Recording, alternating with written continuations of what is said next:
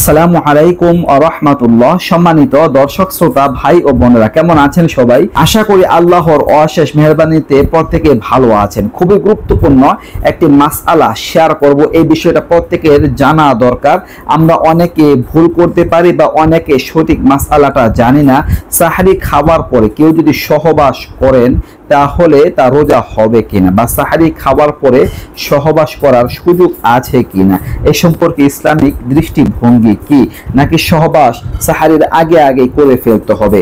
স্বামী এবং স্ত্রী তারা যদি সাহারি খেয়ে ফেলেন আর সাহারিটা একটু তাড়াতাড়ি খেলেন আর দেখতে পারলেন যে এখনো ফজরের ওয়াক্ত হওয়ার পর্যাপ্ত সময় আছে, তো এই সময়ে যদি তারা সহবাস করেন আর ফজর ওয়াক্ত হওয়ার আগে যদি এটা হয়ে যায় তাহলে তাদের রোজা হয়ে যাবে, কোনো সমস্যা হবে না।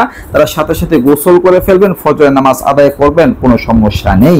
কিন্তু যদি এমন হয় যে সহবাস করতে করতে ফজর ওয়াক্ত হয়ে যায় তাহলে কিন্তু রোজা হবে না, রোজা কাজা করতে হবে।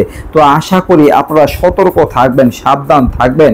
সাহারি খাবার পর যদি ওয়াক্ত থাকে, সময় থাকে, তখন সহবাস করা যাবে, এতে রোজার কোনো সমস্যা নেই।